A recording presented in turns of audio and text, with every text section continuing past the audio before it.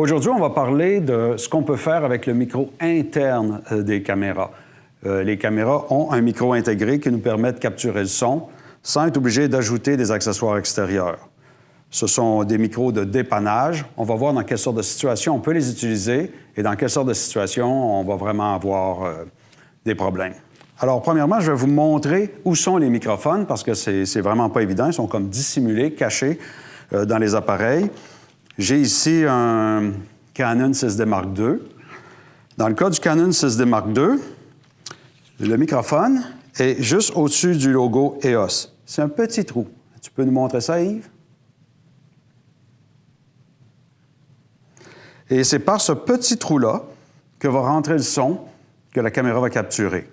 Alors, je vais vous faire remarquer plusieurs choses. C'est qu'il n'y a pas de façon de mettre de grille protectrice contre le vent devant ce petit trou-là.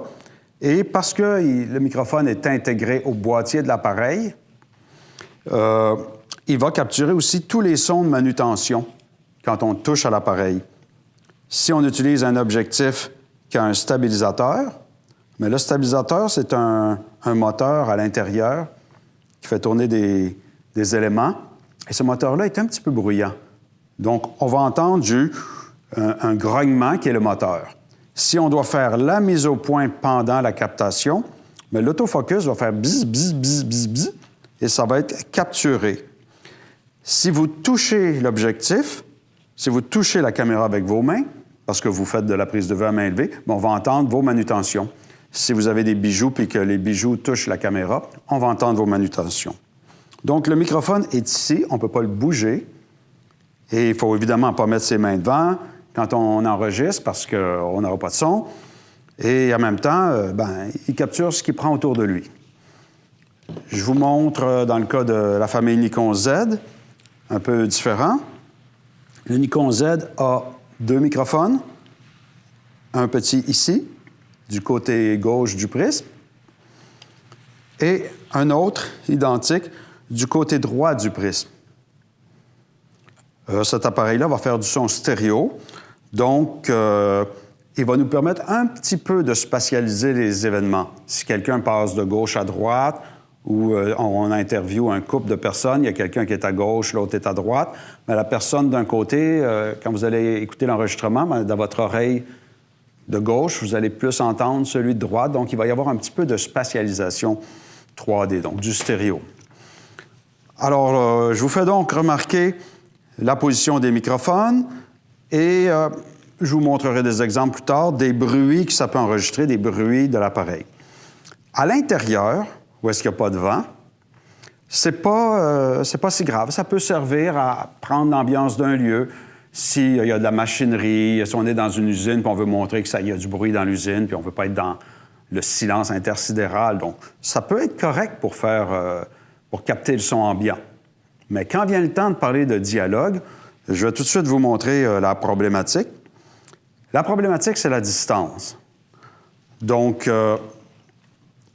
en ce moment, je suis à 3 mètres de la caméra qui filme. Et vous entendez ma voix via le microphone qui est ici, qui est très, très proche. J'y touche là. Est-ce que tu peux zoomer sur le micro-cravate?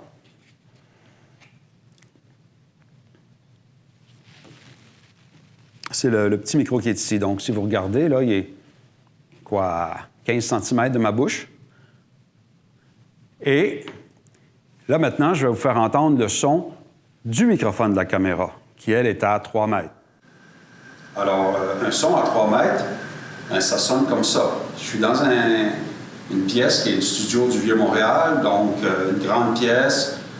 Il y a des rideaux, il y a des murs de ciment, il y a un plafond en ciment, un plancher dur, peut-être comme une cuisine, peut-être comme une salle de bain, peut-être comme une salle de classe. Donc, il y a quand même de l'écho ici.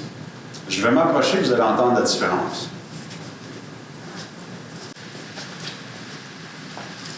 Là, maintenant, je suis à 2 mètres de l'appareil.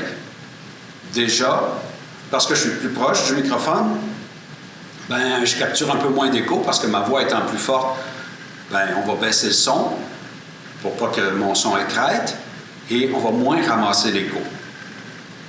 Alors, ma voix est peut-être un peu plus acceptable à 2 mètres. Et maintenant, je vais me mettre à 1 mètre du microphone. Même un peu moins qu'1 mètre, 80 cm peut-être. Et donc, ma voix est beaucoup plus forte. Et il y a moins d'écho. Donc, peut-être que vous pouvez utiliser le microphone interne de votre caméra pour enregistrer des entrevues ou des commentaires si vous êtes très, très proche de l'interviewé. Mais si vous êtes très proche de l'interviewé, ça va sous-entendre aussi de se mettre en grand angulaire. Et on le sait que ce n'est pas très, très flatteur pour les visages. Le grand angulaire, ça a tendance à faire des gros nez, des visages très ronds. Et puis, vous êtes aussi dans la bulle de l'individu parce que la caméra est très, très proche. Donc, à l'intérieur, si vous voulez utiliser le microphone intégré de l'appareil pour faire une captation d'un dialogue, il va falloir que vous soyez très, très proche. Sinon, vous allez vous battre avec l'écho. Alors, je retourne en arrière. Et juste pour le fun, on va faire une comparaison avec le micro-cravate. Donc, je suis proche et je vous fais entendre le micro-cravate qui est quand même encore plus proche que le micro de la caméra. Donc, c'est pas parfait, le micro de la caméra, quand on est proche. C'est un pis-aller, c'est un compromis. Alors, je retourne.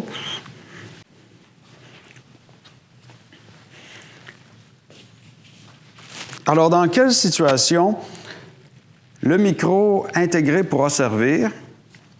Il va pouvoir servir à faire une piste de référence pour synchroniser d'autres enregistrements. Si vous enregistrez avec 2 enregistreurs, celui de la caméra qui enregistre le son et un enregistreur externe, qui peut être votre téléphone cellulaire, qui peut être un Zoom H2, ça va vous prendre une piste de référence lors du montage pour resynchroniser le son de l'enregistreur avec le son de la caméra. Donc, déjà, ça, c'est un très bon usage du microphone interne. L'autre usage, qui est un peu surprenant, si vous êtes à l'extérieur, il n'y a pas d'écho, parce qu'il n'y a pas de mur, il n'y a pas de miroir pour ramener votre son, votre voix vers le microphone.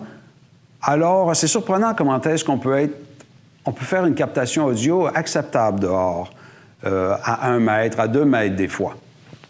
Par contre, vous allez avoir le vent comme ennemi à l'extérieur, parce que ça prend 5-10 km à l'heure de vent, puis il y a un gros grondement que le micro de la caméra va capter. Donc, s'il n'y a pas de vent, vous êtes à l'extérieur, qu'il n'y a pas de trafic, que vous n'êtes pas dans une forêt avec du bruissement de feuilles, le micro de caméra peut quand même capter une entrevue. C'est surprenant. Par contre, si l'individu est un petit peu loin, vous allez devoir mettre le gain audio dans votre caméra assez élevé. Et quand on fait ça dans une caméra, bien, on commence à aussi créer un noise, un petit peu comme quand on monte l'ISO sur une caméra. Quand on le monte trop, on se ramasse avec des artefacts, des Smarties, du popcorn dans les ombres. Bien, la même chose va se passer si on monte le son trop fort sur une caméra parce que le protagoniste dont on fait l'entrevue est trop loin, puis le son est trop faible parce que l'émission sonore est trop loin du microphone. On met le son au maximum, bien, on va commencer à capter les bruits de fond de la caméra. J'ai une capsule un peu plus tard qui illustre cette problématique-là. Donc, on résume. Le micro de la caméra, sa qualité, c'est qu'on n'apporte rien, tout est intégré. Son défaut, c'est qu'il est sur la caméra. Il est presque tout le temps trop loin de la source sonore. Et le son, c'est comme la lumière, ça se propage à l'inverse de la loi du carré. Donc, plus qu'on est loin du capteur, de l'objectif, du microphone, plus le son est faible, plus on doit augmenter le gain, augmenter l'exposition pour le voir. Et l'autre problématique, c'est l'écho. Alors, c'est quoi l'écho? C'est votre voix qui frappe une surface dure, qui est réfléchie et qui revient dans le microphone. Ce son-là revient en retard. C'est en millisecondes, là, mais le retard crée l'écho.